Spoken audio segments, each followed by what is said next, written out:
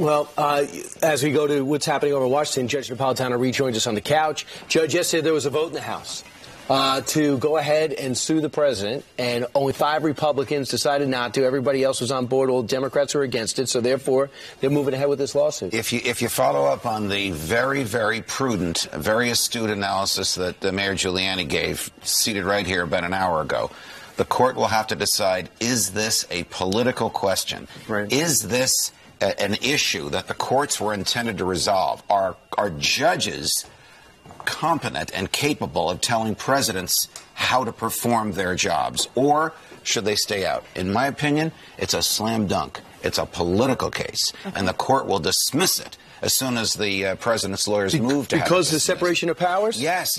The Constitution was written to create this tension. Now, look, I believe that the president is either incompetent or lawless. I would cheerlead the arguments the Republicans are making against him. I believe he's the most lawless president in modern times. My op-ed at foxnews.com and elsewhere this morning makes or attempts to make that case. Yes. The remedy is an unpleasant one. It's not a lawsuit because it'll be thrown out. Madison provided the remedy in the Constitution. It's removal from office. You're talking about impeachment. Yes. I know they don't want to go through the political aggravation, and maybe that's a reason not to do it. But to file ironically, on this, I agree with the president. The lawsuit is a political stunt. Here's the test. Would these members of Congress spend their own money on lawyers to file a lawsuit knowing it's going to be dismissed? Of course not. It will be a waste of money. Right. Well, then they shouldn't spend ours. So the Supreme Court decision back in June unanimously said that Obama was out of line for making recess appointments. Yeah, right? absolutely. That at all does not factor into how you believe that courts would see this at all in terms of overreach? An interesting question.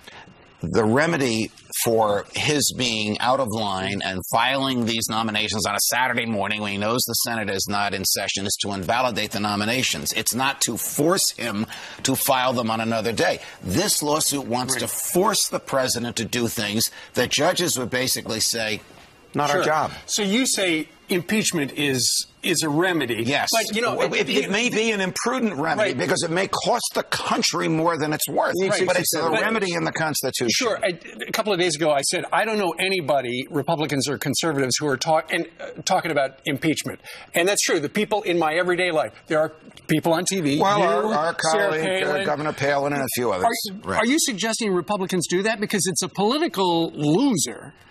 I'm suggesting that it would be far more constitutionally appropriate now than it was in the case of Bill Clinton. And I'm suggesting that it is the only remedy under the Constitution for a president who is either incompetent or lawless or both. That's just the title of your column. Hey, here's the president yesterday. Obviously, he really taken this serious.